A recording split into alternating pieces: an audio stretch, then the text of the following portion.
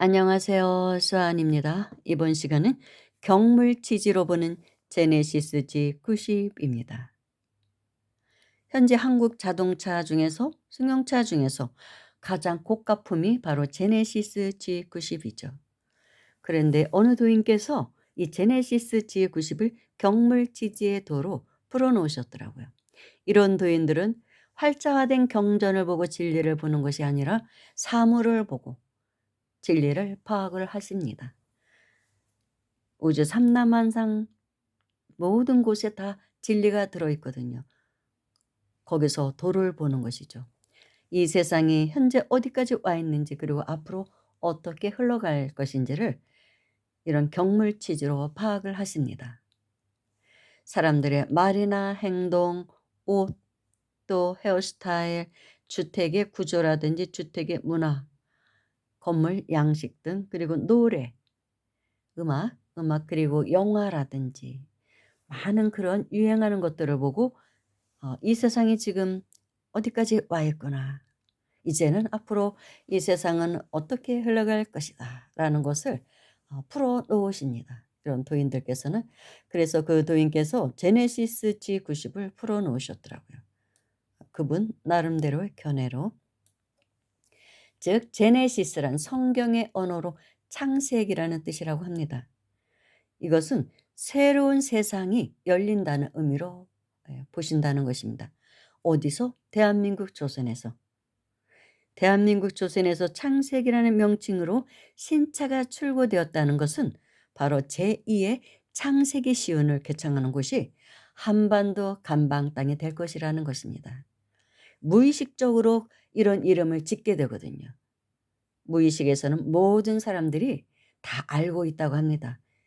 진리를 다 알고 있고 앞으로 세상이 어떻게 돼갈 것인지도 다 알고 있기 때문에 무의식적 그런 반응이라는 거예요.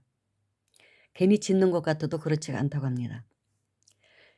그래서 이 제네시스 90이란 뜻은 선천분열의 끝수예요. 90이. 구천구궁시대 마지막 종교를 짓는 수가 90이다. 더 이상의 수는 없다는 뜻이다. 그러니까 이 선천이 여기서 이제 끝난다는 것이죠. 궁극의 숫자이기 때문에 90이. 그리고 후천 시대가 열린다는 것입니다. 어디서부터? 감방 땅에서부터 우리나라에서부터 그게 이 한반도 땅에서부터 그런 신천지 후천 시대가 이제 열리기 시작한다는 것입니다. 도인의 이제 풀이로는 그런 것입니다. 백일양 수준의 3.5의 뜻은 삼목이 오황극수로 승화한다는 뜻이다. 그리고 G90 전면의 모습은 그 자동차 승용차 전면의 모습은 민물에서는 수염난 메기 꼴이고 메기처럼 생겼고 바다에서 볼 때는 상어상이다. 입을 벌린 모습과 담은 두 모습이다. 저는 사실 승용차에 대해서는 잘 모릅니다. 아무튼 이분은 이제 그렇게 보셨나 봐요. 그래서 이는 음양합덕을 의미한다. 그 입을 벌린 모습과 담은 두 모습이 보이기 때문에 이것은 음양합덕을 의미한다. 그래서 후천 세상은 음양합덕의 세상이라고 하잖아요. 민물의 잉어는 왕을 상징하고 매기는 원수를 뜻한다. 즉 매기는 무장의 영웅 호걸격이다. 그러므로 손오공과 같은 신도로서 신적인 도로서 대장군의 능력을 상징한다. 그렇게 조화도 부리고 그렇게 손오공처럼 그런 지혜도 있고 조화도 부리면서 어떤 힘도 있는 그런 무장의 영웅 호걸격의 모습이 바로 제네시스 G90에서 보인다는 것입니다. 선두 쪽에서는 21세기에는 도술 문명이 펼쳐질 거라는 말도 합니다. 그게 손오공을 상징하는 게 도술 문명이라고 볼 수도 있죠. 이제 그렇게 말씀하시는 분도 있어요. 그리고 불을 켜는 라이트는 일직선으로 라이트가 일직선인가 봅니다. 인체의 눈매가 성인을 닮았고 인체의 눈으로 볼 때는 그 불을 켜는 라이트가 일직선인 것은 성인의 눈매를 닮았고 빛의 성질인 직선적인 상징으로 예리한 정신의 뜻이다. 실내의 주인석 의자는 비행기 비즈니스석과 같으니 귀인의 상징이고 뒷창문은 내외의 이중창으로 되어 있으니 음양합을 뜻한다. 사륜구동은 천지사방이 균화함이요 평화와 안전을 함께 도모합니다. 차륜의 휠은 활짝 핀 화문이라 화려한 충광 세상을 상징한다. 꽃의 상징은 평화이고 서양의 천문학으로는 보병을 뜻한다. 즉 보병궁 시대를 의미한다는 것입니다. 차륜의 휠이 참 재밌네요. 보병궁 시대는 후천을 말하죠. 21세기부터가 보병궁 시대, 즉 물병자리 시대잖아요. 알게 모르게 이런 것을 다 보여주고 있는 게 바로 제네시스 G90이라는 것입니다. 자동차의 손잡이는 필요시에만 표출되었다가 원 위치로 사라진다. 즉 있으나 없고 없으나 있는 손잡이이니 유형 무형이 하나 된 후천 도스 문명을 의미한다. 반자동 주행시계 시스템은 자율주행으로 가는 과정을 의미한다. 제2의 창세기를 맞이하여 한반도에서 일꾼이 하늘님의 일꾼이 이제 나올 것이다. 그렇게 이제 도인께서는 말씀하고 계십니다. 그래서 성경신을 바탕 삼아 대인의 마음을 가지고 일심수행에 정진한다면 당연히 천우신조로 자연스럽게 구원의 해임 법방을 얻게 될 것이다. 이 한반도에서 그런 해임 법방이 나온다는 말씀을 많이 하고 계십니다. 그런데 또 이 도인께서는 50년 전부터 이 처자들이 장발의 머리카락을 단정히 하지 않고 프로에치 모습으로 나다니는 꼴을 보면서 굉장히 못마땅하셨나 봐요. 그것은 말세의 마귀가 떼거리로 나타날 상징이다. 그만큼 이 세상이 혼란해질 것을 상징한다는 거예요.